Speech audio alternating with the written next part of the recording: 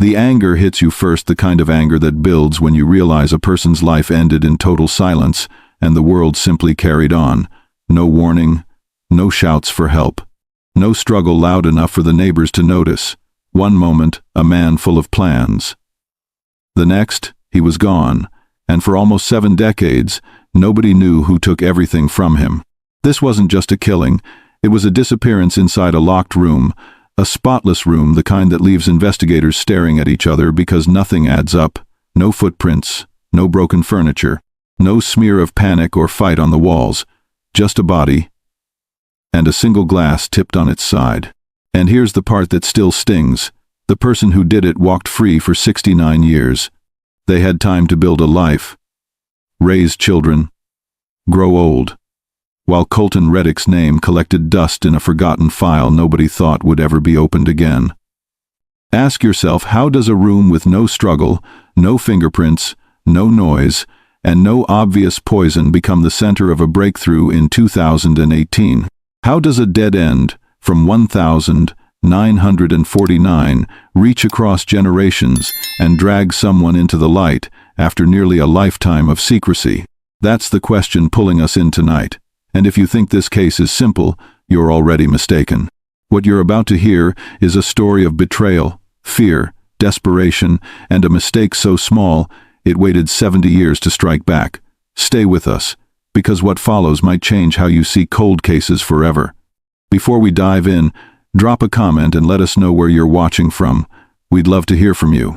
If you enjoy true crime stories like this, be sure to like the video, subscribe, turn on the notification bell, and share it with someone who'd love it too. You know what makes this case so painful? It wasn't just the silence of that room, it was the silence that followed for decades.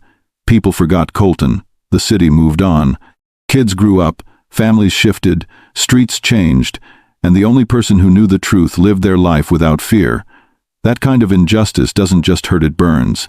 Because while everyone else aged naturally, the truth aged like a curse, waiting for the right moment to strike. Think about that for a second. Someone out there slept peacefully for almost 70 years, knowing they walked away from a death that stole a future from a man who trusted them. They built memories, celebrated birthdays, attended weddings, laughed around dinner tables, all while a file sat in storage with the answer hiding in plain sight. If that doesn't make your chest tighten, nothing will. And here's the part that still rattles investigators today. The killer almost got away with it forever. If just one tiny moment had gone differently, if just one object had been wiped a little cleaner, if one mistake hadn't survived time, this case would still be collecting dust. That's why cases like this matter, because danger doesn't always announce itself. Sometimes it sits quietly, waiting for someone who isn't paying attention. Crimes like this thrive in silence. Don't wait for the next one to catch you off guard. Subscribe now. And if you're choosing not to subscribe, drop a comment explaining why. I want to see what's holding you back. The moment that one mistake resurfaced, everything changed, and the person responsible never saw it coming. Let's keep going.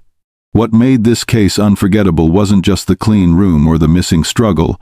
It was the realization that someone had crafted a lie so clean, so convincing, that even the police felt trapped. Every clue pointed nowhere. Every question led to another wall. And the sad truth is this: people stopped fighting for answers long before the truth stopped existing. Colton didn't get justice in 1949, or in 1951, or in the decades that followed. His story faded into the background of a city busy building a future. It became a whisper, a rumor, a remember-when tale that older neighbors barely mentioned. And as the years stacked up, hope drained out of the file until it became nothing more than a memory on aging paper. But here's the problem: some cases don't stay buried. Some stories claw their way back when the world least expects it. All it takes is one missed detail resurfacing at the right time, and suddenly the past has teeth again. And that's exactly what happened here. Because hidden in that quiet room inside that spotless, controlled scene was a single flaw, a detail so small that nobody in 1949 thought it mattered. Not the officers, not the reporters, not even the person responsible. A mistake that waited 70 years for the world to finally catch up to it. That's the real terror of this case, not the crime, but the patience of the truth. It never rushed. It never faded. It simply waited. And eventually, time ran out. So let's open the first door in this story. Let's go back to the night everything changed. For Colton Reddick, the night his life ended, and a secret began its long journey toward justice. The real shock begins the moment you look past the silence and focus on what was left behind. A life paused in the middle of an ordinary evening. A room that offered no confession. A body that carried answers no one could read at the time, and standing over it all was a single object that would one day break the case open, an overturned glass, so ordinary it almost blended into the scene entirely. Back then, nobody imagined it held the key. In 1949, it was just one more item in a neat house. Something to be logged, photographed, and stacked alongside everything else in a report destined for storage. But today, that glass is the reason we're talking about this case. It became the witness that outlived everyone else involved. That's what makes this story so gripping. The idea that justice can sleep longer than a lifetime, but it never truly dies. It waits, and it chooses its moment. Think about how many people walked past that file over the years, officers, clerks, archivists. Not one of them knew they were inches away from the truth. Not one of them realized that inside that thin folder was a secret waiting for technology that didn't exist yet. And somewhere out there, the person responsible lived every day believing the world had forgotten. That their mistake was too small, too faint, too old to ever threaten them again. They were wrong. Because in our next chapter, we return to the night it started, to the last hours of Colton Reddick's life. And that's where the pieces of this long-hidden truth finally begin to show themselves. The night Colton Reddick died didn't roar with chaos, it sank quietly, the kind of quiet that makes the air feel heavy, even in memory. Park Hill, a neighborhood that usually settled into calm evenings, seemed untouched by trouble. No urgent footsteps, no raised voices cutting through the darkness. Just a stillness that covered everything, as if the world refused to notice what was happening behind one locked door. Inside Colton's home, the lights were still on. A soft glow leaked through the curtains, but nothing moved inside. Hours passed with no sign of life, no footsteps from room to room, no clinking of glass, no hum of conversation. It was as if the entire house had paused mid-breath. By morning, his absence spoke louder than any noise could. Colton was never late. He didn't take spontaneous days off. His work ethic was so consistent that when he failed to show up, even the junior teller who barely knew him felt something was wrong. That single moment of concern set off the chain of events that would bring police to his doorstep.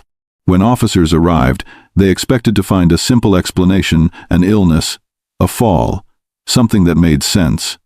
Instead, they found a locked door that had to be forced open, and a room that looked exactly the way a peaceful evening should, except for one thing. Colton sat motionless in his chair, fully dressed, as if he had planned to stand up at any moment. The room around him was neat, untouched, too calm. Nothing broken, nothing disturbed, nothing that hinted at a struggle. And on the floor, resting on its side like a forgotten clue, was the highball glass, the only sign that something had gone terribly wrong. The moment Detective Leland Hollis stepped inside the house, he felt something was off, not because the room was chaotic, but because it wasn't. Everything sat exactly where it belonged. Shoes aligned near the door, a folded newspaper on the side table, a lamp, still glowing faintly, casting a warm, steady light that made the scene feel frozen in time. It didn't look like the home of a man who had just died. It looked like someone planned to return to whatever they were doing. Hollis moved slowly through the space, looking for the marks that usually tell a story: an overturned chair, a knocked-over photo frame, at least a sign of hesitation or fear. But nothing answered him. If Colton had sensed danger, there should have been some trace of it. Instead, the room met him with absolute stillness. His eyes drifted back toward the overturned highball glass. It wasn't smashed, it wasn't cracked, just resting on its side, a faint ring of moisture marking the floor beneath it. That small detail pulled at something inside him, a feeling he couldn't explain, but one he couldn't ignore. A glass doesn't fall without a reason, and a man doesn't collapse this quietly unless something stole his strength before he could even react. When Hollis examined Colton's body more closely, the unease grew sharper. No bruises, no wounds, no sign of a struggle. But his expression was the only thing that disturbed the calm. His jaw was tense, his brows drawn, as if whatever touched him had arrived without warning and locked his body in place before he could escape it. Hollis had seen sudden deaths before, but nothing like this, nothing this controlled. And when the coroner arrived with preliminary findings, everything became 10 times stranger. The coroner didn't need long to confirm what Hollis already feared. Colton hadn't died from natural causes. Whatever stopped his heart did it fast, far too fast for him to call for help, stand up, or even stagger to the door. His body told a story of sudden collapse, a quiet shutdown that offered him no time to resist. Then came the real shock. Inside his system was a substance the coroner couldn't immediately identify. Not alcohol, not medication, not anything common for the time. It struck with speed, with precision, and left no visible trace on the outside. The kind of toxin that steals a life quietly, leaving a room untouched and a victim frozen in place. Hollis stared at the report in disbelief. Poison. Someone had given Colton something powerful enough to stop him almost instantly, and careful enough to leave nearly nothing behind. It wasn't an accident. It wasn't a medical event. This was deliberate. And suddenly, that overturned highball glass wasn't just a piece of scenery, it was the most important object in the room. The smudge on the rim, the faint residue, the angle at which it landed. Everything about it shifted from innocent to suspicious in a single breath. Who had been close enough to hand Colton a drink? Who had access to something so rare in 1949? Who sat in that room with him waiting? If someone could poison a man this quietly, imagine how easily danger slips into everyday life. Stay alert, hit subscribe before you forget. And if you're choosing not to subscribe, leave a comment explaining why. Your reason matters. Hollis lifted the glass again and felt the weight of a truth he couldn't fully reach. Whoever did this knew exactly what they were doing, and they left almost nothing for him to follow. Hollis walked the perimeter of the room again, slower this time, letting the silence press against him. Every case he'd worked until now had given him something to lean on: a witness, a misplaced object, a sign of panic, a mistake the culprit didn't have time to hide. But this scene refused to speak. It was clean, controlled, and cold in a way that felt almost intentional. He stopped in front of Colton's chair, studying the angle of the body, the slight slump of his shoulders, the calmness of everything around him. Whoever had been in this room hadn't rushed. They hadn't stumbled. They hadn't struggled. They had finished what they came to do, and walked out without leaving the world the slightest hint of their presence. The only flaw, the only break in the calm was that glass.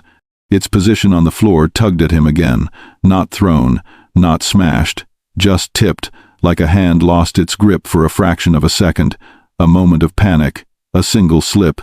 It wasn't much, but for Hollis, it was something. The kind of something that gets under your skin. He crouched beside it once more, letting the quiet wrap around him.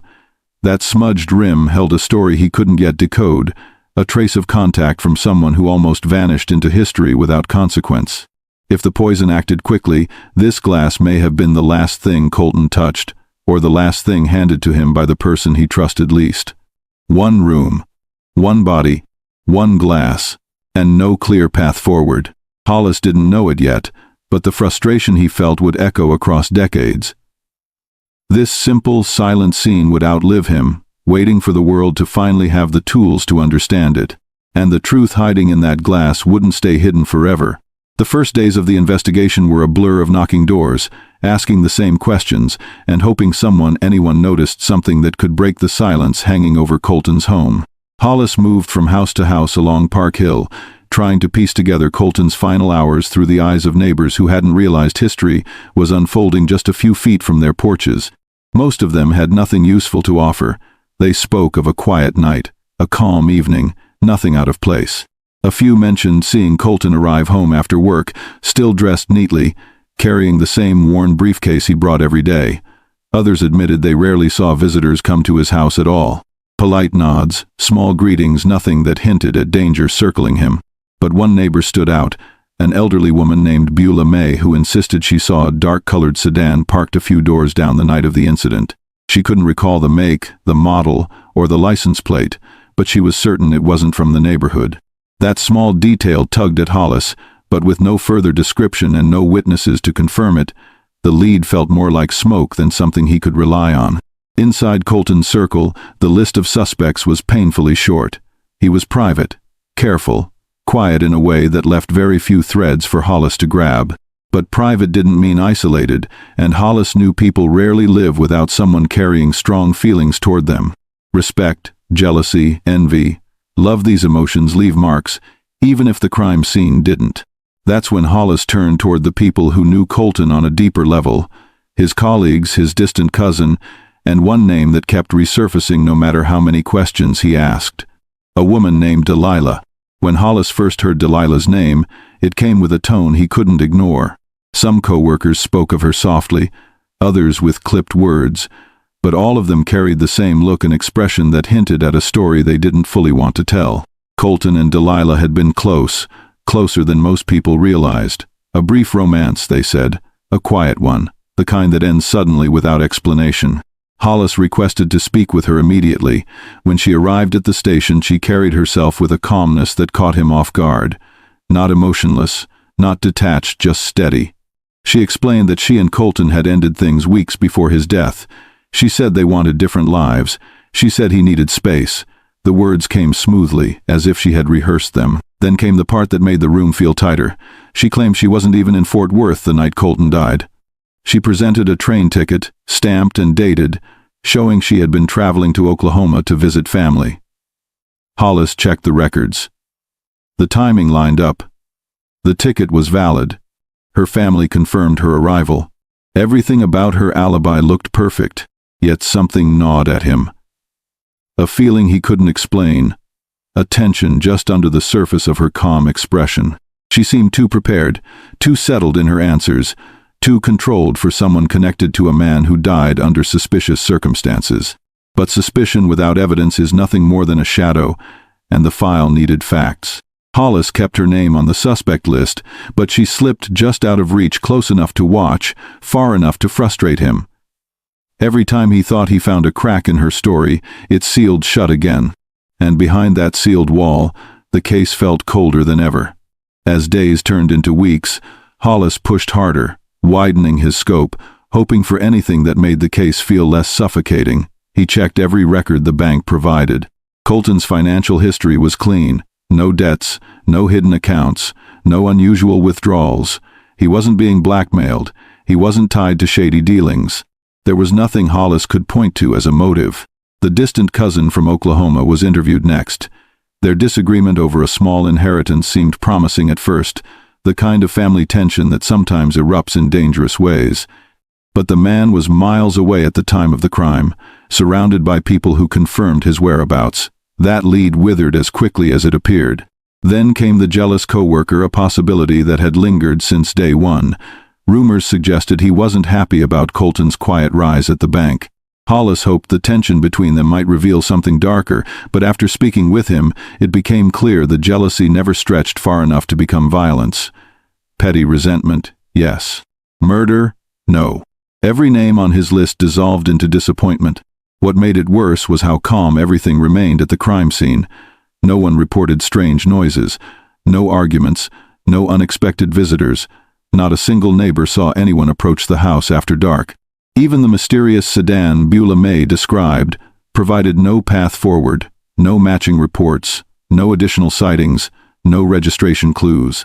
The more Hollis dug, the more the case felt like sand slipping through his fingers. There were no fingerprints he could use, no weapon, no confession, no reliable motive. Just a silent room and an overturned glass that gave him no clear direction. It was as if the culprit walked through the night and vanished, leaving nothing for him to chase. By the end of 1950, frustration had settled deep into Hollis's bones. He wasn't ready to give up, but the case was slowly dying in front of him. By early 1951, the investigation wasn't just slowing down, it was suffocating.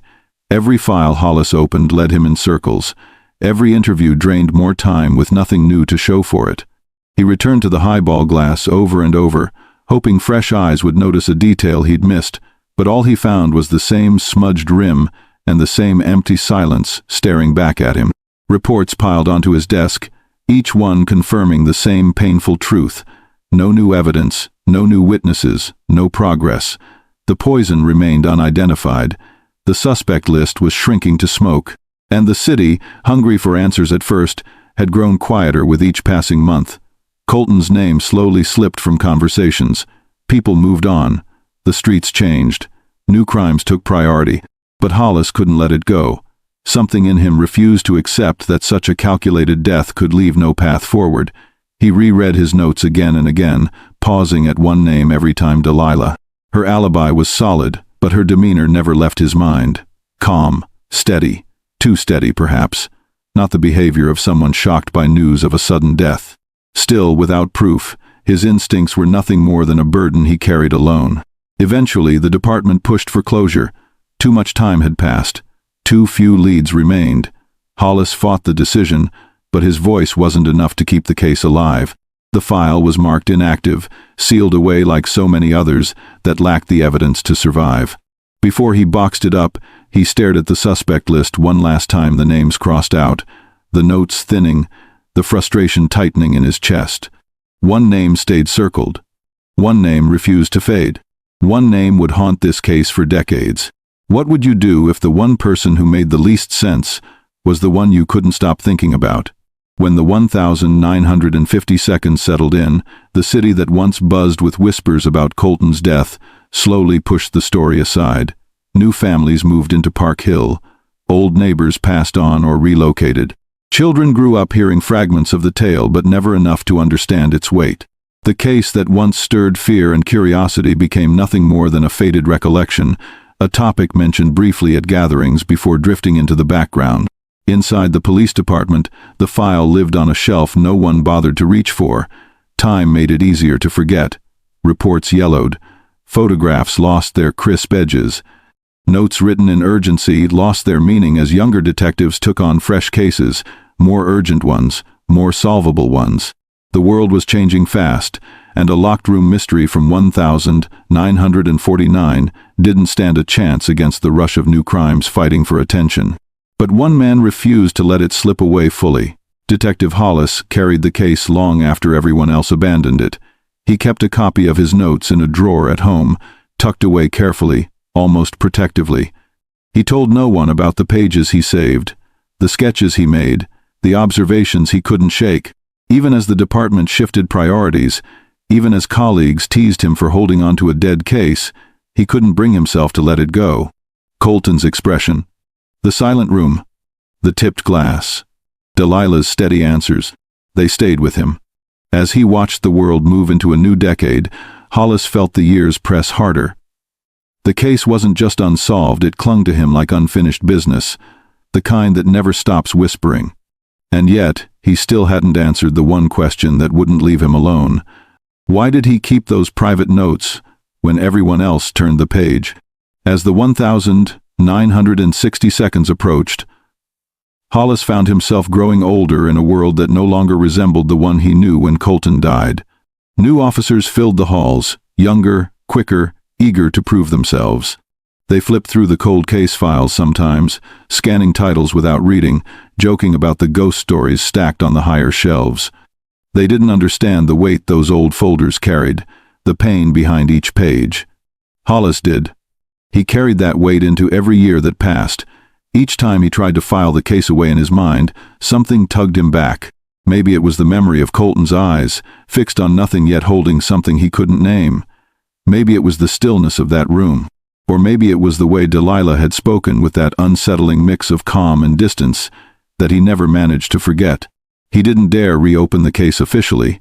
The department wouldn't approve it, not without new evidence.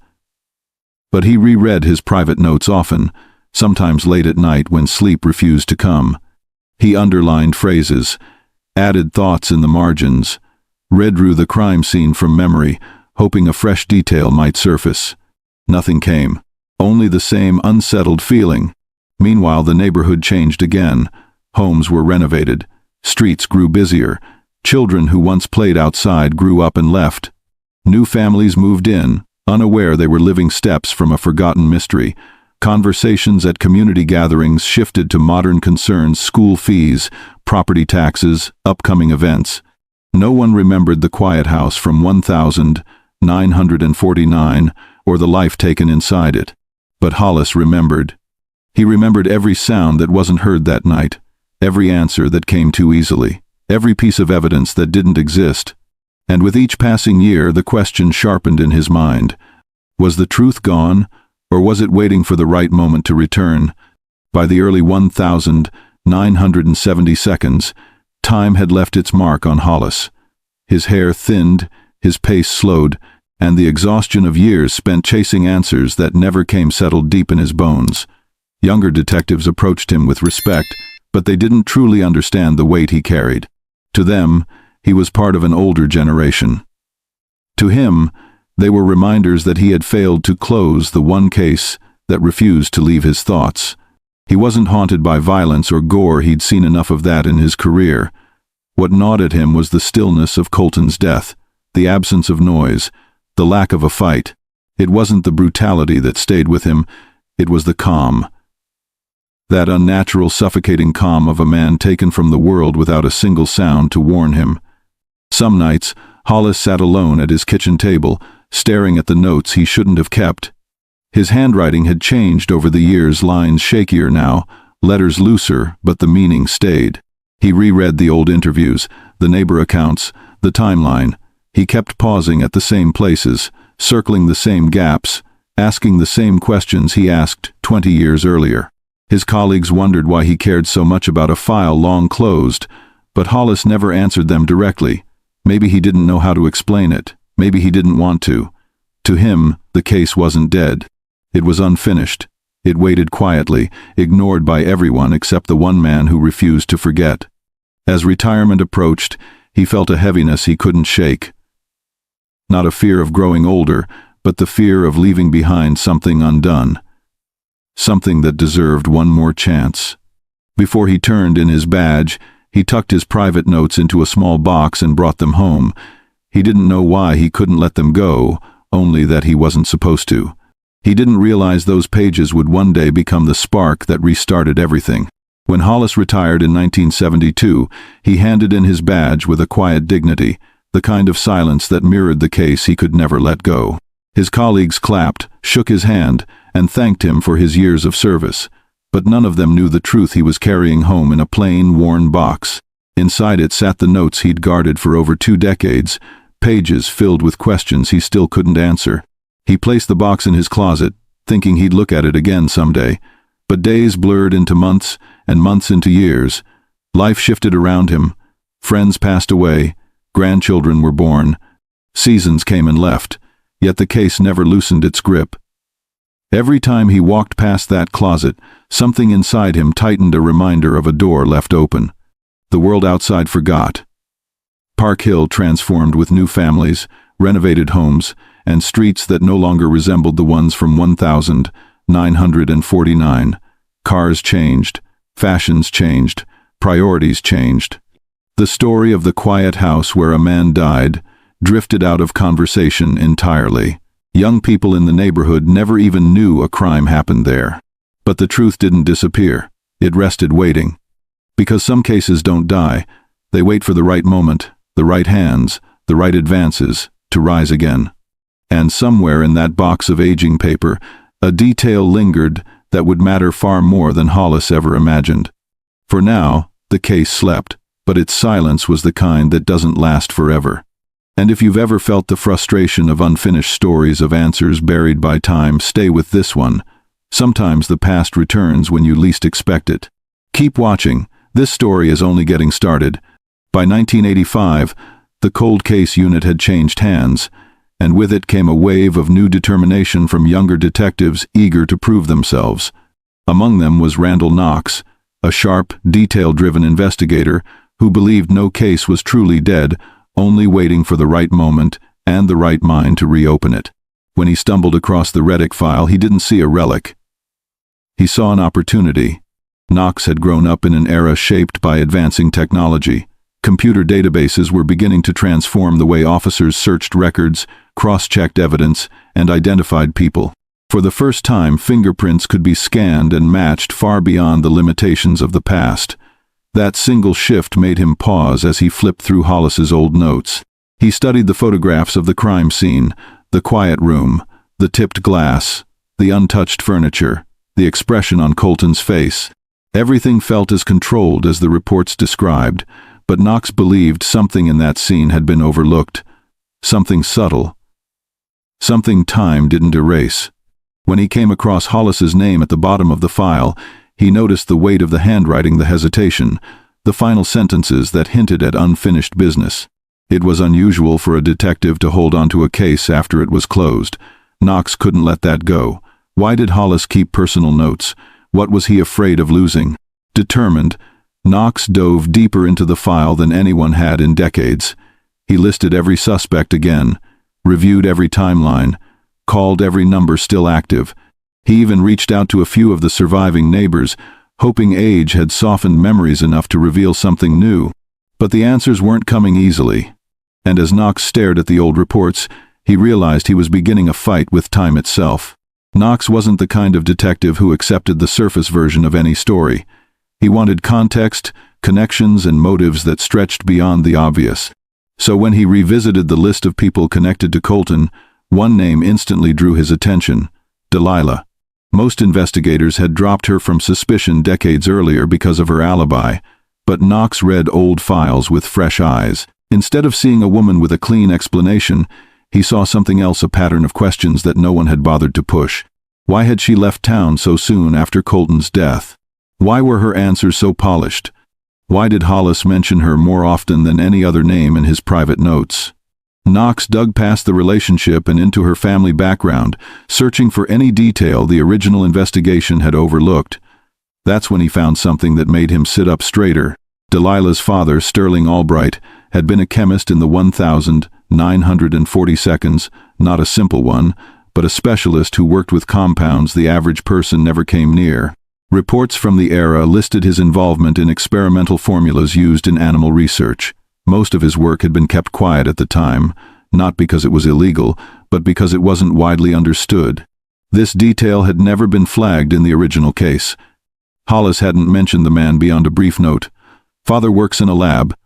That was it. Nothing more. Knox leaned back in his chair, the thought hitting him hard. A chemist father during a time when specialized compounds weren't accessible to the public? That wasn't a coincidence. That was a lead. A lead no one from 1949 had the tools to chase.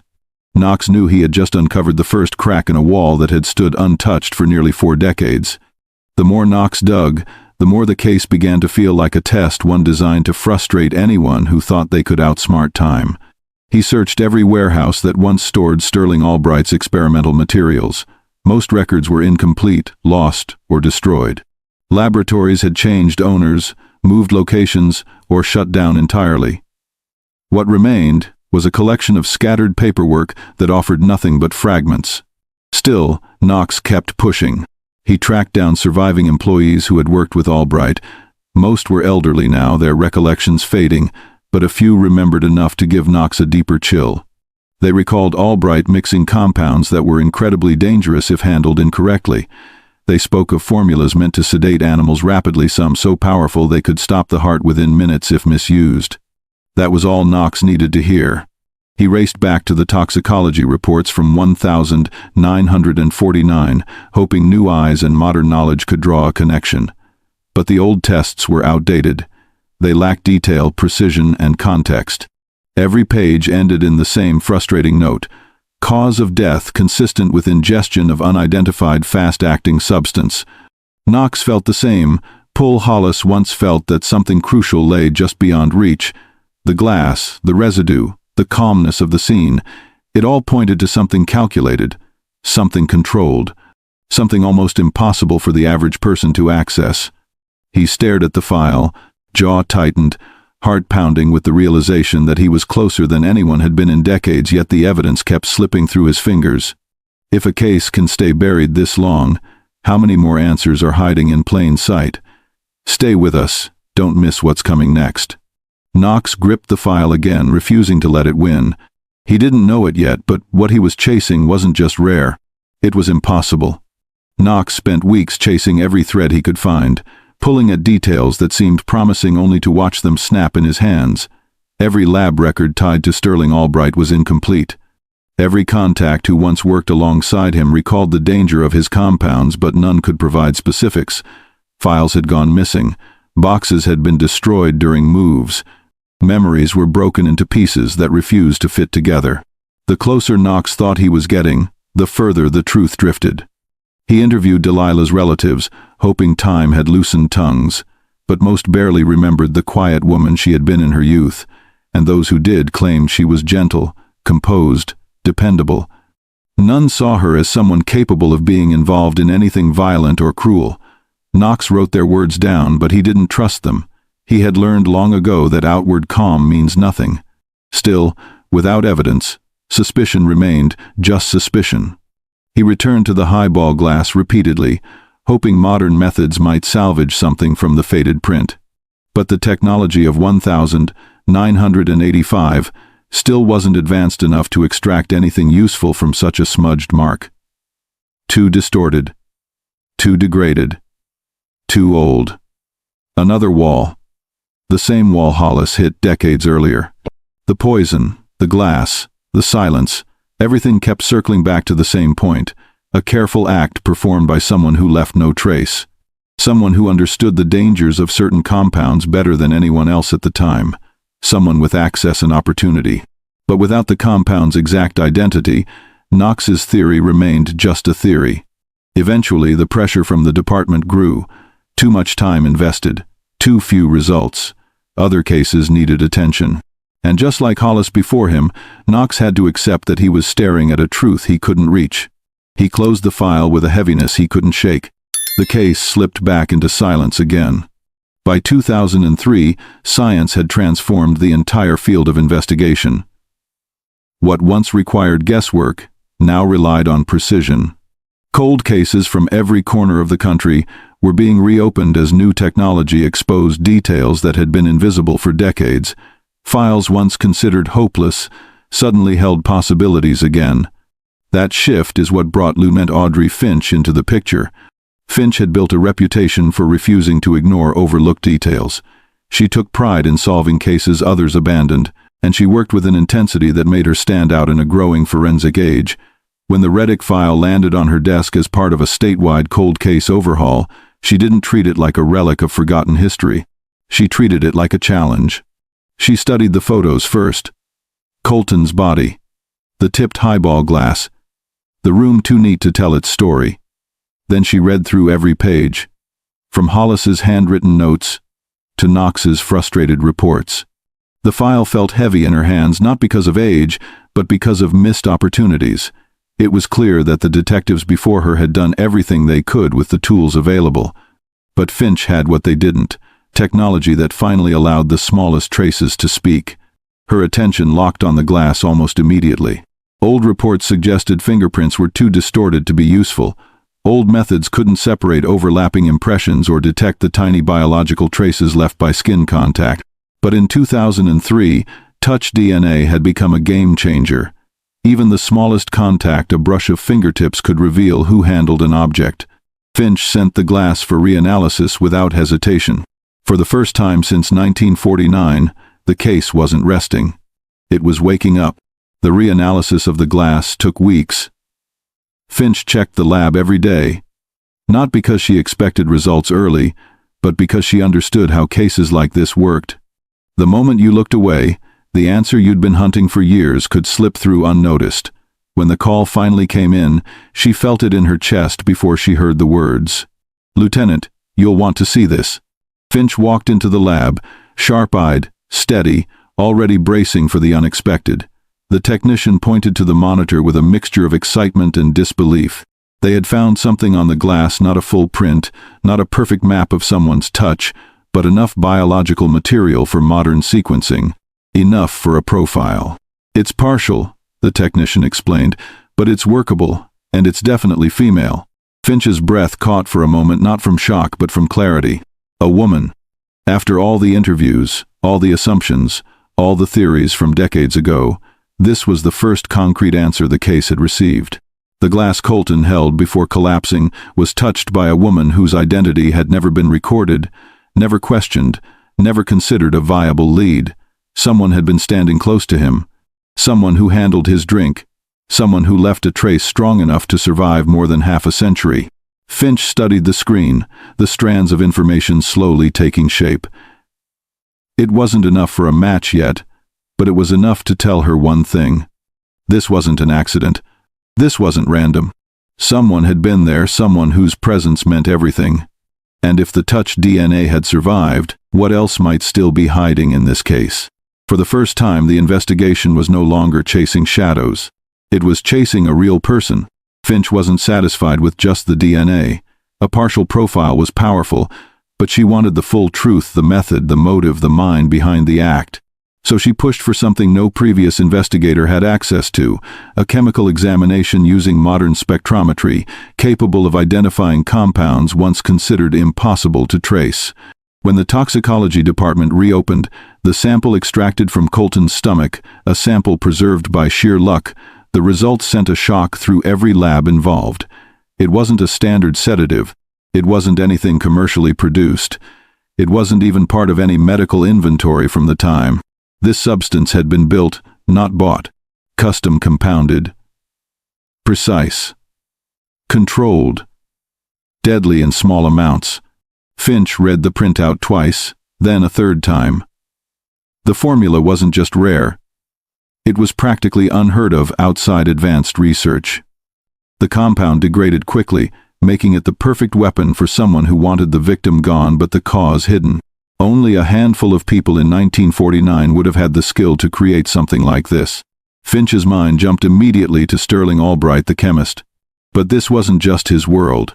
This required someone close enough to access his work and bold enough to use it. A woman's DNA on the glass. A custom compound only a trained hand could produce. A death that left no evidence for half a century. Was this a calculated act? Or a moment of sudden, dangerous impulse? Tell me in the comments, was this cold and planned, or reckless and emotional? And listen closely. If a single fingerprint could end your life decades later, wouldn't you want to stay ahead? Subscribe. If you refuse, at least explain why. I'm genuinely curious what's stopping you. Finch stared at the evidence again, heart pounding. This wasn't just murder. This was precision. Finch returned to her office with the lab results sitting heavy in her hands. A female touch DNA profile and a custom-made poison, two pieces that didn't just complement each other, but aligned with terrifying precision. Together, they painted a picture the original investigators could never have imagined.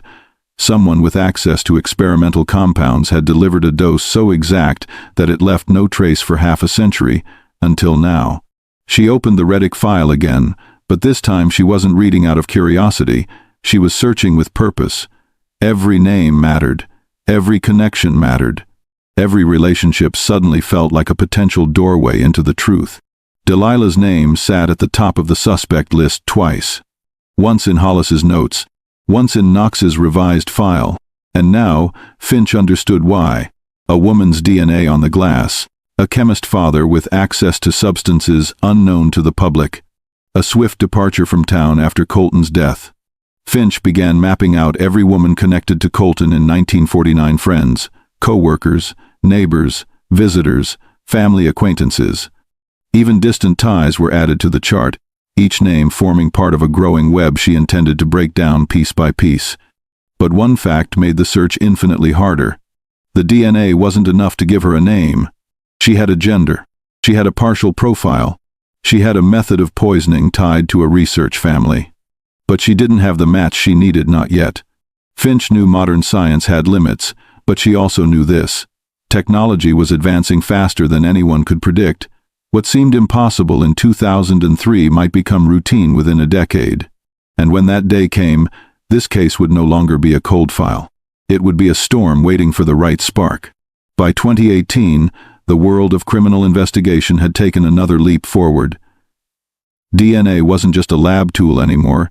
It had become a map, a guide, a key that could unlock secrets hidden for generations.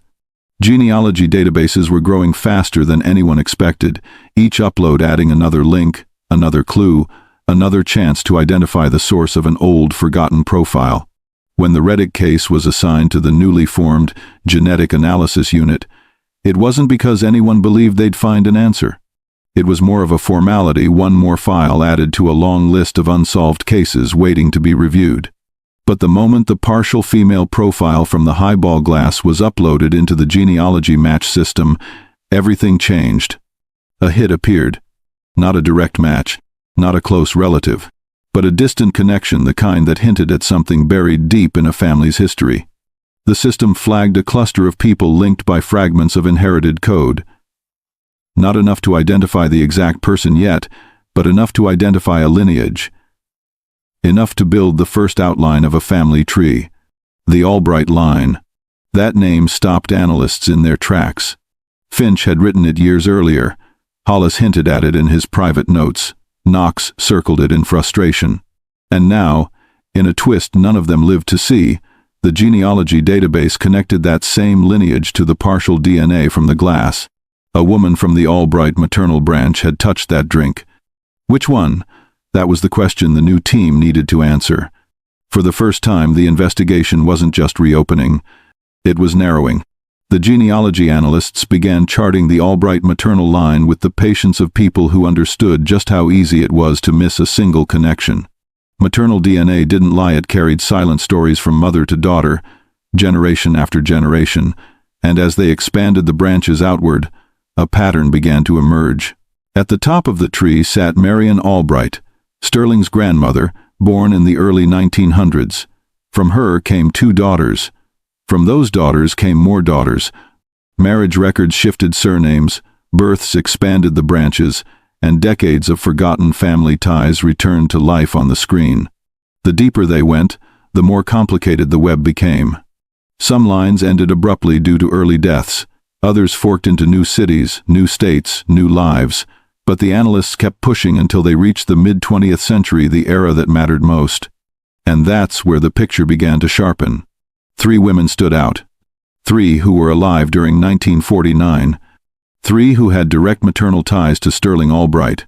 3 whose ages placed them squarely in the range investigators needed. The first was a distant cousin who had lived 2 towns over from Dallas at the time.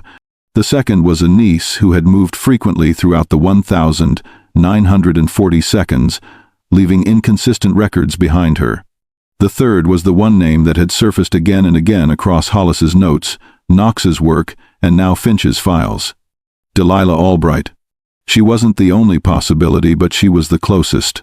The strongest link. The one name the system kept circling back to. The analysts marked all 3 women for follow-up research. Background checks, location histories, any clue that could eliminate or confirm them. For the first time, the investigation wasn't searching blindly.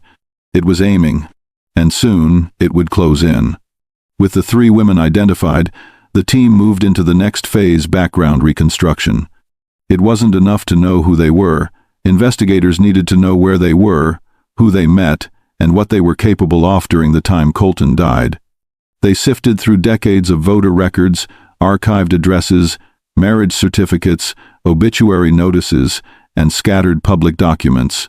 Slowly, the fog began to lift. The first woman, the distant cousin, had never left her hometown in 1949. She worked at a small clinic, had no documented connection to Colton, and 0 ties to Dallas. Her name remained on the board, but lightly. The second woman, the niece, lived a restless life, bouncing between states. Her travel records placed her in Texas in early 1949, but not near Park Hill during the months that mattered. Still, something about her movement pattern made investigators keep her on the list a little longer. And then there was Delilah. Every route circled back to her. Every connection pointed in her direction. Every line on the family tree seemed to highlight her pathway through time. She lived near Colton. She was close enough to have access. Her father had the knowledge, and she had vanished from the area just after his death. It was no longer enough to look at her past. They needed to see her present. Investigators traced her to Florida, where she had lived quietly for years. They coordinated with local authorities, preparing for a modern tactic that didn't exist in 1949 or 1985. Surveillance. Real-time monitoring. Real patterns. real behavior. Before they proceeded, the lead analyst paused and asked the team a question that echoed through the room. What would you do if someone from your past suddenly became a suspect in a crime you never knew existed? And for you watching, stay close. What happens next changes everything. The surveillance team arrived in Florida under quiet orders. No uniforms, no marked vehicles, no unnecessary movement. Their task was simple on paper but demanding in practice. Watch Delilah, study her habits, and wait for the slightest opportunity to collect something she touched. Nothing more, nothing less. They set up across the street from her modest home, a place with soft-colored walls, trimmed hedges, and a calmness that didn't match the weight of her past. Delilah was 78 now, moving slower, living quietly, keeping to routines that rarely changed. Morning walks, grocery trips, occasional visits to a nearby cafe. Nothing that suggested danger, nothing that hinted at the shadow trailing behind her. But the investigators weren't looking for danger. They were looking for truth. Over several days, they tracked her movements with meticulous focus. She rarely spoke to neighbors. She didn't host visitors. She didn't show signs of fear or guilt. If anything, she looked like someone who had lived a long, uneventful life. Still, patterns emerged. She always drank from the same type of cup at her cafe. She always held it the same way. And she always tossed it in the same outdoor bin before leaving. To a passerby, it meant nothing. To the team, it was the opening they needed. One afternoon, after Delilah left the cafe, a plainclothes officer approached the bin casually, as if discarding his own trash. In seconds, the cup was inside an evidence bag, sealed, labeled, and slipped into an unmarked car. No attention. No witnesses. No trace. Back at the mobile lab, the team hovered in tense silence as the sample was prepared for analysis. They weren't just checking for DNA. They were checking for a match that could collapse 70 years of doubt in a single moment. If the cup held what they hoped, everything about this case was about to shift. The surveillance unit moved with a level of coordination that came from long hours of preparation. Every member understood what was at stake, a case older than the officer's own parents, a story buried for nearly 70 years, and a woman whose past was finally catching up to her. Their vehicles rotated positions every few hours to avoid drawing attention. Their radios stayed low. Their movements stayed steady, controlled, unremarkable. Delilah continued her routine, unaware she was being followed by people who knew more about her history than she ever expected. Each morning she left her house at nearly the same time, locking the door with practiced motions. She walked with a slight lean to her right, a small reminder of age, but she carried herself with a quiet discipline. Nothing about her outward appearance suggested the kind of secret investigators suspected she'd been protecting for decades. But they weren't looking for signs of guilt. They were looking for a chance. The cafe became their focal point. It was the one place where Delilah let her guard down, if she had any guard at all. She greeted the barista by name, ordered the same drink every visit, and chose the same seat near the window. She held her cup with a consistent grip, her fingers leaving predictable contact points, a blessing for the team watching from outside. Officers noted every movement, every pause, every gesture. They had to. One opportunity was all they would get. Delilah's age didn't make her less dangerous in the eyes of the investigation. It made her harder to read. Years of distance can bury fear, or hide it so deeply that no expression can reveal it. They waited, careful and patient, the tension building inside their unmarked vehicles like a held breath. When the moment came to retrieve that cup, they needed to be ready. And after days of surveillance, the moment was close. The team didn't have to wait long. On a warm Thursday afternoon, Delilah followed her usual routine, stepping into the cafe with a calm familiarity. She ordered her drink, settled into her window seat, and sipped slowly while reading a small paperback she carried everywhere. For the investigators watching, everything moved in predictable rhythm, stable, controlled, timed like a clock. But surveillance isn't about watching the obvious. It's about recognizing the opening hidden in routine. Near the end of her visit, Delilah finished her drink, stood up, and tossed the cup into the outdoor bin beside the cafe door. What for her was a normal motion nearly sent a jolt through the surveillance team. This was the chance they had been waiting for, delivered quietly, without hesitation. Within seconds, the plan went into motion. One officer stepped out of an unmarked car, blending into the sidewalk traffic. He held a folded newspaper in his hand, his posture relaxed. Another officer positioned herself across the street, ready to block any view from pedestrians who might pause or look around. Timing mattered. Confidence mattered. Pulling attention wasn't an option. As Delilah walked away, the first officer approached the bin.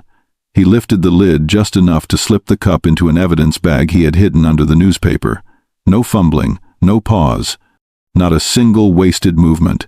The action took less than 3 seconds, but to the watching team, it felt much longer. The cup was transferred immediately to a secure case inside the car. Another officer drove it straight to the mobile lab set up several blocks away, where technicians were already waiting with gloves, masks, and calibrated instruments. They had no idea what the results would show. But they all felt the same tightening in their chest, the sense that 70 years of silence was about to break. The lab fell silent the moment the cup arrived.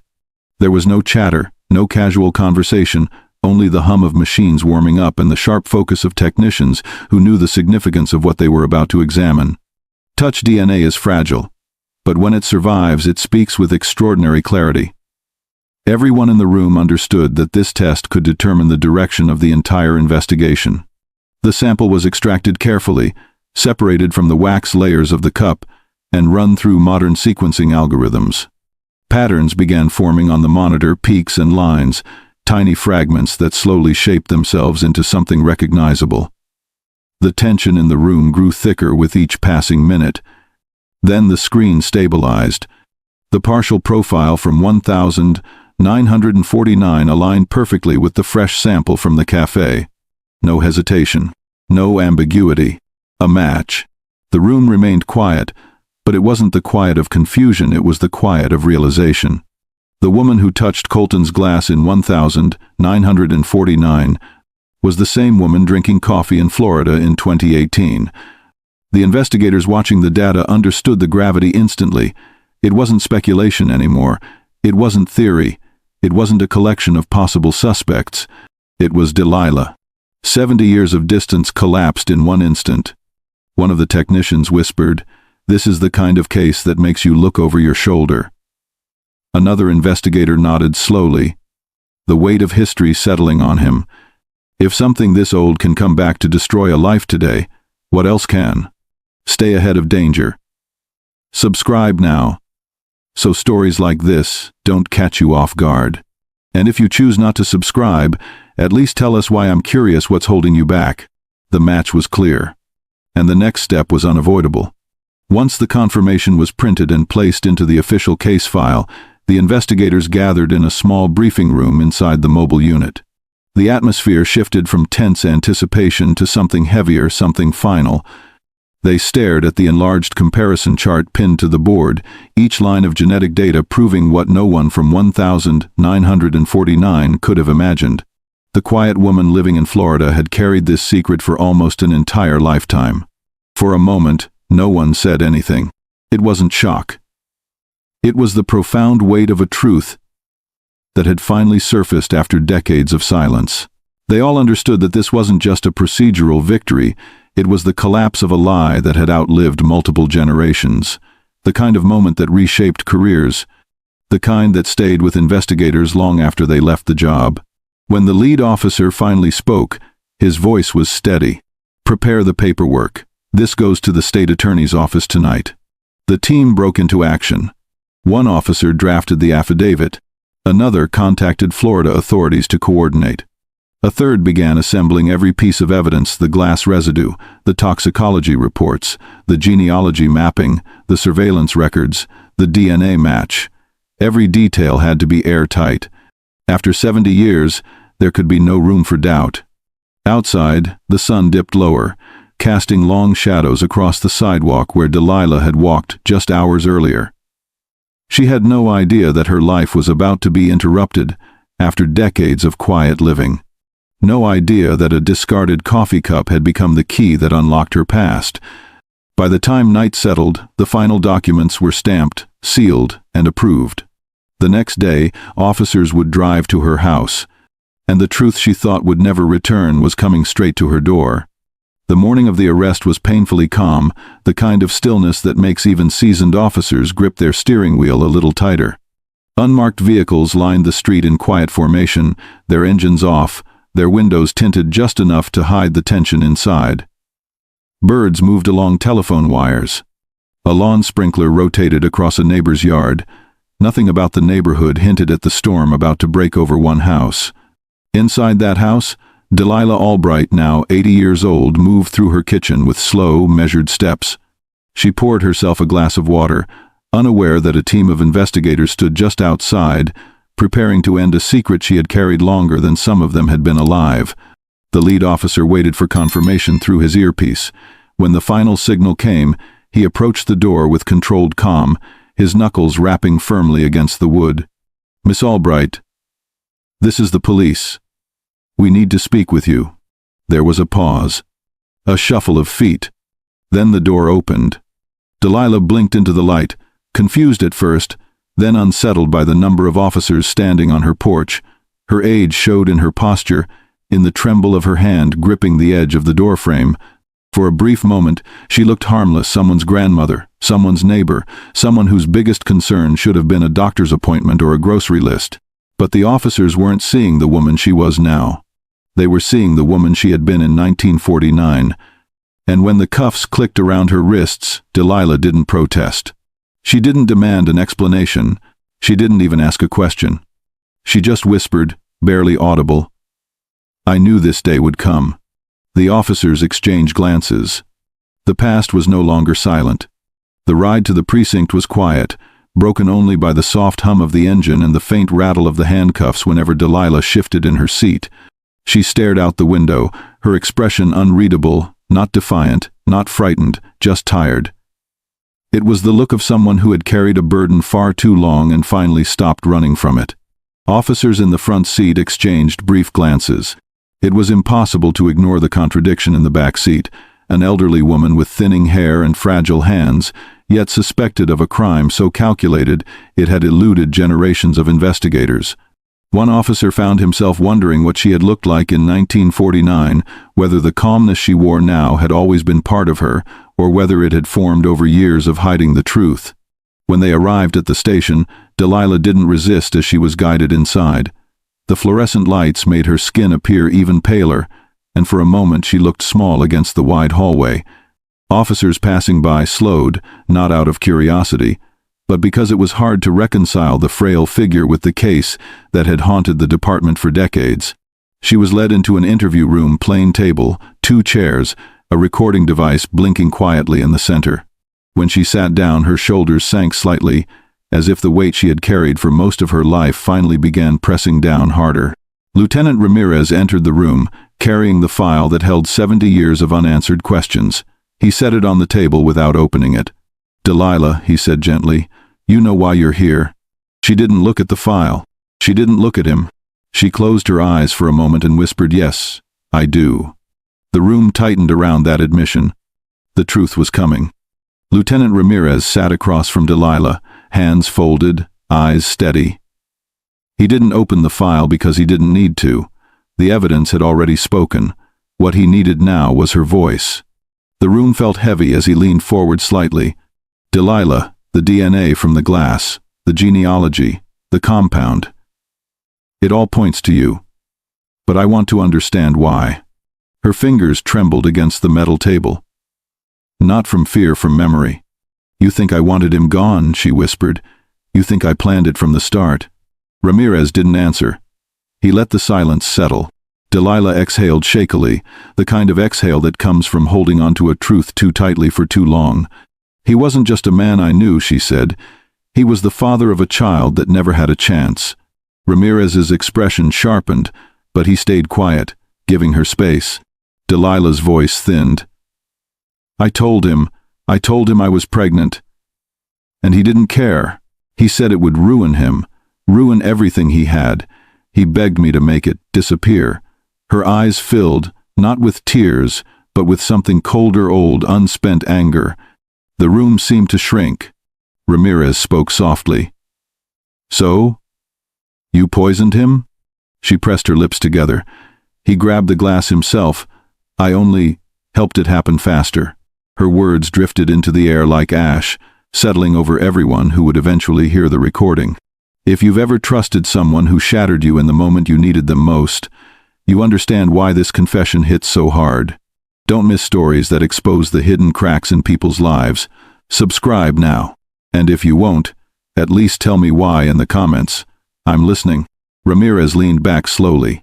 Delilah, we need the rest, all of it. Her next words would break the case wide open. Delilah's hands rested flat on the table, her breaths uneven as the memories pushed their way to the surface. Ramirez waited, patient, steady, knowing the next part of her story would hold the final missing pieces. He told me to get rid of the baby, she said quietly. Said it would destroy his reputation. That I was nothing more than a mistake he could walk away from. She paused. But it wasn't just his reputation he cared about, it was his future, his money, his standing. Everything mattered more than that child. Her jaw tightened as she went on. I begged him to take responsibility. He laughed. He said it wasn't his problem anymore. She blinked slowly, recalling every word she wished she could forget. When he walked away from me that night, something inside me broke. Ramirez kept his voice low. So, you went to your father's lab? Delilah nodded. I didn't think I'd use anything. I just wanted him to hear me, to understand what he'd done. She swallowed.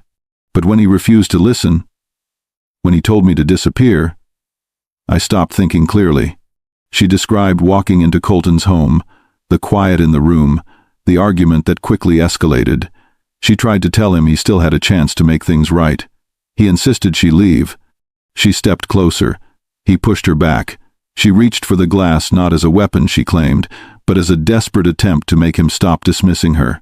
It wasn't supposed to happen the way it did, she said, voice cracking. He grabbed the drink so fast. I didn't think he'd... Her sentence collapsed under the weight of what followed. She watched him drink. Watched him collapse. Watched the life drain from him, in a silence she would never forget. Ramirez closed the file slowly. After 70 years, the truth had finally spoken. News of Delilah Albright's arrest spread faster than investigators expected. Within hours, local headlines turned into statewide coverage, and by the next morning, national outlets were fighting for angles, interviews, and archival footage. A 70-year-old mystery solved by DNA from a discarded coffee cup. It was the kind of story journalists couldn't resist. Every major network opened their evening broadcast with a montage of the quiet 1949 home, the outdated police sketches, and the grainy black-and-white photo of Colton Reddick, once known in social circles as the charismatic gentleman whose life ended suddenly and inexplicably. The public had long forgotten that name, but once the case resurfaced, interest reignited like a spark landing in dry grass. Online forums exploded with theories. Radio hosts debated every angle. Social media feeds filled with comments from people who thought they understood the story, and people who realized they never knew it existed. For older residents of Dallas, it brought back whispers they remembered hearing as children, the story of a well-dressed man found lifeless in his home, the case that left neighbors frightened and confused for weeks, the investigation that faded slowly until it existed only as part of local legend. Many never expected to hear his name again.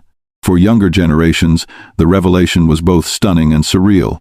How could a crime from the 1940 seconds reach into the present with such force?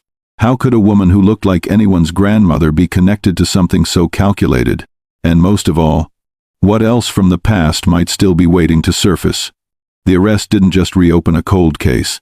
It reopened a city's memory, and the story was only beginning its return to the spotlight. The emotional ripple from Delilah's arrest reached far beyond Dallas. Families who had lived through the late 1940 seconds felt a strange mix of closure and confusion. Some remembered the sudden tension that swept through the community after Colton's death, whispered speculation about jealousy, revenge, or hidden affairs. They'd been children then, hearing their parents murmur at dinner tables about a tragedy no one fully understood. For them, the arrest reopened doors they thought were permanently shut. Middle-aged viewers, people who grew up hearing fragments of the gentleman's murder, as half-told stories felt disbelief wash over them. They had always assumed the case was either exaggerated or forgotten, because nothing meaningful was ever found. Seeing Delilah's elderly face on national news felt surreal, as though time itself had folded in on them. But the strongest reactions came from younger generations. They weren't shocked by the arrest itself, they were shocked by the idea that a crime this old could suddenly get solved with modern science. Many asked how a single careless moment in 2018 could reveal a truth someone hid since 1949. The idea that a coffee cup could unravel a lifetime of silence terrified them. Comments flooded online spaces. Imagine carrying something that heavy for that long. Can you even call someone guilty at 80? She lived a whole life after this that's wild. If DNA can track you down after 70 years, no secret is safe. Communities everywhere found themselves discussing questions of justice, morality, and responsibility. Some defended Delilah, arguing she had acted out of heartbreak. Others demanded accountability, insisting a life taken should never be ignored no matter how much time has passed. The case hadn't just returned. It had divided people. As the story spread, every news outlet framed the case differently. Some painted Delilah as a grieving young woman pushed beyond her limits. Others framed her as a hidden threat who escaped justice for most of her life. Talk shows brought in psychologists, legal experts, and local residents, each offering their own version of what the truth should mean. In living rooms across the country, families found themselves arguing over the case. Was she a villain? A victim of emotional manipulation? A desperate young woman who made a terrible choice? Or someone who planned every step with cold intent? Even people with no connection to Dallas felt the weight of the story pull them in. There was something universal about the emotional fracture at the center of the case. Love turned into disappointment, trust turning into pressure, a life derailed by decisions made in fear and anger. The complexity made it impossible for audiences to agree. Some viewers sympathized with Delilah. If he truly abandoned her, what did he expect? Others reacted with outrage. A life lost is a life lost. Nothing excuses that. And many hovered in between, torn between empathy and accountability. For the first time in years, a crime from the 1,940 seconds became a nationwide moral debate. And that debate lands squarely on you now. Was she justified or guilty? Drop your answer in the comments. I want to see where you stand. Stories like this remind us how layered human choices can be.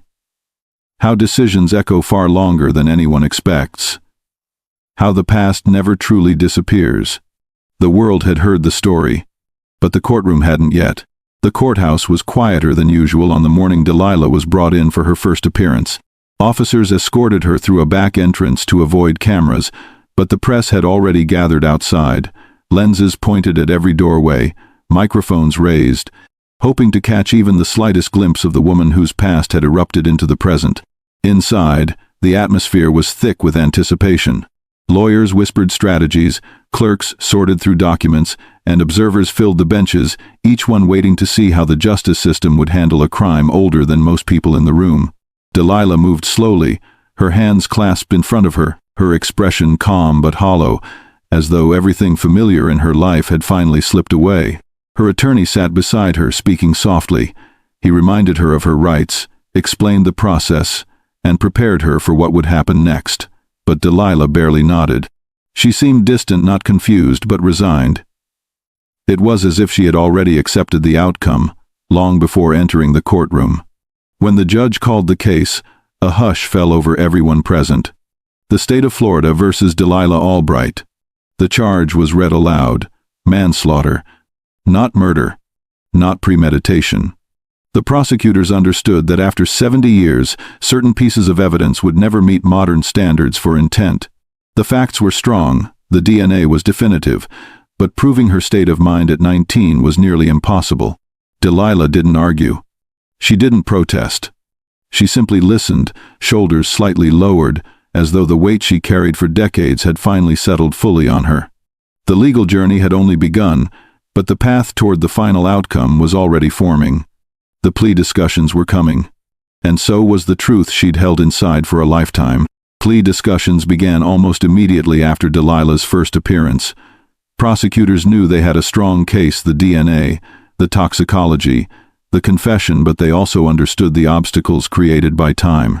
Witnesses from the 1,940 seconds were gone. Records were incomplete. Memories had faded. And the emotional complexity of the situation made the courtroom a delicate place. Behind closed doors, attorneys reviewed the available evidence: the custom compound, the confrontation, the confession, the decades of silence. Every detail mattered, but every missing element mattered too. The lead prosecutor, a person known for being firm but fair, weighed the options carefully. A full trial would be long, grueling, and uncertain. A jury might sympathize with Delilah's age. Others might sympathize with Colton. The emotional dynamics were unpredictable, and in cases where time had stripped away context, there was always the risk of a verdict that satisfied no one. Delilah's attorney presented her reality plainly. She was in frail health, nearing the end of her life, and fully aware of the consequences of her actions. She had confessed not to escape responsibility, but because she no longer had the strength to maintain the silence she once relied on. After weeks of negotiation, the state offered a plea deal. Delilah would plead guilty to manslaughter, and in return, she would receive a reduced sentence, one that acknowledged the severity of her actions without ignoring the decades that had passed. When she heard the offer, Delilah didn't hesitate. She didn't ask for more time. She didn't request special conditions. She simply said, "I accept." Her voice carried neither relief nor fear, just the quiet truth of someone who knew that justice, however delayed, had finally arrived. The courtroom prepared for sentencing. The world prepared for her final words. The day of sentencing drew a larger crowd than anyone expected.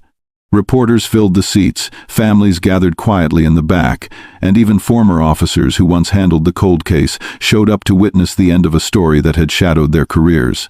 The courtroom carried a tension that felt different from anger or outrage. It felt like the weight of unfinished business finally settling. Delilah stood slowly as the judge entered. Her hands trembled slightly, not from fear but from age. Still, she faced the bench with an expression that didn't falter. She had accepted her fate long before the system caught up to her. The judge reviewed the case, acknowledging the sorrow on both sides. A life cut short in 1949. A life spent carrying the burden of that moment. Two paths ruined by one confrontation that spiraled beyond control. When the sentence was read, the room went completely still. Delilah would serve a reduced term in a state facility equipped for elderly inmates. The sentence took into account her age, her confession, the limitations of the decades-old evidence, and the absence of clear intent. It wasn't lenient. It wasn't harsh. It was something far more difficult to accept. Partial justice, delivered 70 years late. The judge then asked if she wished to speak.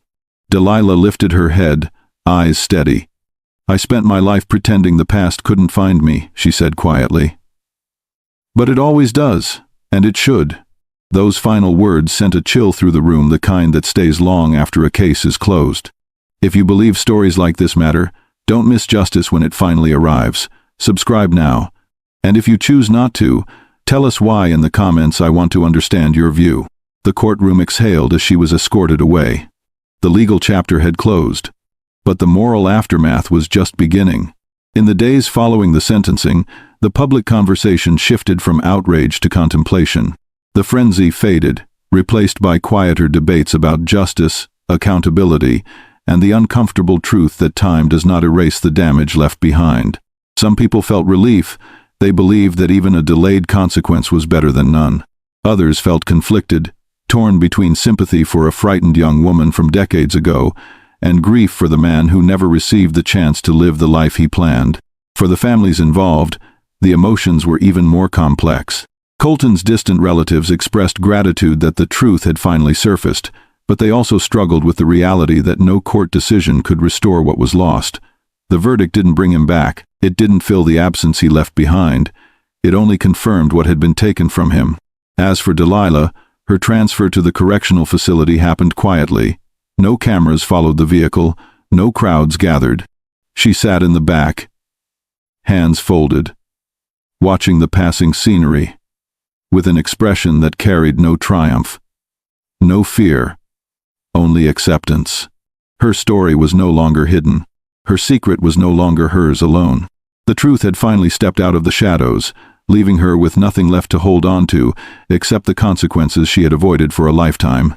Investigators who worked on the case, including those long retired, spoke privately about the strange feeling that came with seeing the file finally closed. It wasn't satisfaction. It wasn't victory. It was something far more human, the uneasy understanding that justice does not always arrive cleanly or completely. Some cases end with answers. Some end with more questions. This one ended with both. And the weight of that truth lingered long after the courtroom emptied. When the courtroom lights dimmed and the reporters packed up their microphones, what remained wasn't the noise or the spectacle, it was the unsettling understanding of what time can and cannot hide. Colton's death belonged to another era, yet the consequences reached into the present with an intensity that startled everyone who followed the story. It didn't matter that 70 years had passed. It didn't matter that the world had changed. The truth waited quiet, patient, relentless. That's the lesson this case leaves behind. Some actions never fade. Some choices echo long after the people who made them have grown old. And some secrets, no matter how carefully buried, wait for the right moment to rise. Modern science didn't just unlock a name. It unlocked a past that had been sealed shut by silence, fear, and shame. It forced everyone involved, investigators, families, communities, to confront something uncomfortable. Time doesn't equal forgiveness, and age doesn't erase accountability. People who watched the case unfold found themselves questioning everything they thought they understood about justice. Can a person change so completely over decades that their past feels like it belongs to someone else? Or does the past remain a shadow that follows us, whether we acknowledge it or not? Delilah lived most of her life free from judgment, raising families, building routines, growing older. But the truth never loosened its grip. It simply waited for the world to catch up with her. And when it did, it forced everyone to see that the choices we make, especially the ones born from pain, fear, or betrayal, can haunt far beyond the moment they're made. This case wasn't just about crime. It was about consequence. And consequence has no expiration date. As the dust settled, the legacy of the case began to take shape, not in headlines or court documents, but in the quiet conversations people had with themselves once the story was over. This wasn't just another cold case solved. It was a reminder that every unanswered question carries a weight, and every silence has a cost. For investigators who spent years or even decades trying to understand what happened, the resolution felt almost unreal. Some had spent entire chapters of their careers chasing faint leads connected to Colton's final night. Others inherited the file long after the trail had faded, only to feel the same frustration their predecessors faced. When modern science finally cracked the barrier time had built, it became clear that determination alone hadn't kept the case alive. Conscience had. Families connected to the story carried their own burdens. Colton's relatives found closure wrapped in sorrow. Delilah's descendants faced a truth they never asked for. And the neighborhood that once whispered about the gentleman's murder had to confront the reality that tragedies don't disappear simply because people stop mentioning them. Teachers used the case in criminology classes. Retired detectives discussed it at reunions. Young officers cited it as proof that truth has a longer lifespan than fear. But beyond the academic takeaways, there was a deeper emotional impact. People began reflecting on their own histories, the mistakes they hoped were forgotten, the choices they wished they could rewrite, the conversations they avoided because the truth felt too heavy to face. The legacy of this case wasn't about scandal or headlines. It was about the permanence of choices, the endurance of truth, and the understanding that even when decades pass, the past waits patiently for its moment to rise again. There comes a moment after stories like this when the audience stops thinking about the case itself and begins to examine their own lives.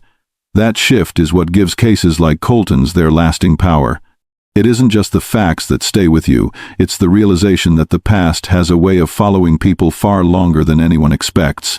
Colton never imagined his final night would become a decades-long mystery. Delilah never imagined her choices would return in a world she barely recognized.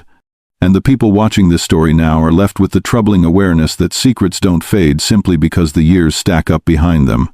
As investigators followed the clues from 1949 to 2018, they weren't just solving a case. They were confronting the truth that time doesn't protect anyone from accountability. It simply delays the moment when hidden actions demand to be acknowledged. That understanding unsettled even the most experienced officers who joined the case in its later years. They knew crimes could be solved, but they also knew the human heart is far harder to read than fingerprints or chemical traces. For viewers, the story forces a personal reckoning. What do you carry that you hope no one revisits? What choices linger in the corners of your memory? What moments changed your life in ways you didn't recognize until much later? The weight of this case isn't just in the crime, it's in the reality that a single decision made in anger, fear, or desperation can ripple across a lifetime. It can alter families. It can rewrite futures. It can sit silently for decades, waiting for one unexpected breakthrough to expose everything. And once the truth surfaces, nothing returns to the way it was. Long after the sentencing papers were filed and the headlines drifted into the background, the story continued to cling to the people who touched it. Detectives who once considered this case a professional challenge found themselves revisiting their own choices, wondering what they might have overlooked in their past investigations, what truths they ignored because they assumed time would erase them. The case stirred something deeper than curiosity. It created an uncomfortable awareness that silence can last a lifetime, but it rarely dies quietly. Colton became more than a victim from an old file. He became a reminder that every decision has a cost, even when the consequences don't appear right away. His story forced people to look at the way their own actions echo, sometimes catching up when least expected. The quietness of his final moments stood in stark contrast to the storm that followed decades later, a storm triggered by science, persistence, and a truth that refused to stay hidden. Delilah's legacy carried its own weight. She lived a life that, from the outside, seemed ordinary, but beneath the routines and family photographs was a night she spent her entire adulthood trying to outrun. Her story left communities questioning how well they really know the people around them. How many neighbors carry a truth they hope no one uncovers? How many families build their lives on foundations they pray never crack? Even those who had no personal tie to the case felt the aftershock. Conversations shifted. People reconsidered choices they once dismissed as harmless. The line between past and present suddenly felt thinner, fragile enough that any buried moment could resurface without warning. The case closed, but its presence lingered in the air like a warning. Truth waits, and when it returns, it changes everything in its path. In the end, this case became something larger than a crime solved or a confession recorded. It stood as a testament to how far truth is willing to travel, how long it waits, and how deeply it cuts when it finally emerges. It forced an entire community to accept that silence isn't safety. It's merely a pause before the reckoning arrives. The lesson left behind is simple, but frightening in its simplicity. Time doesn't protect anyone. It only delays the moment when the past decides it has been quiet long enough. Colton's story reminds us that even a spotless room, even a locked house, can hide a tragedy waiting decades for its voice. Delilah's story shows that a single reaction, a single flash of fear or betrayal, can reshape the future in ways none of us can predict. And the long chain of investigators, scientists, and analysts who carried this case illustrate how truth keeps moving forward even when people try to outrun it. This is why stories like this matter. They remind us that no life is immune to unexpected consequences. They remind us that even the calmest surface can conceal choices capable of resurfacing long after memories fade. And they remind us that understanding these moments isn't just curiosity, it's preparation. Because if a secret buried for 70 years can still dismantle a life, imagine what's hiding in the cases no one has opened yet.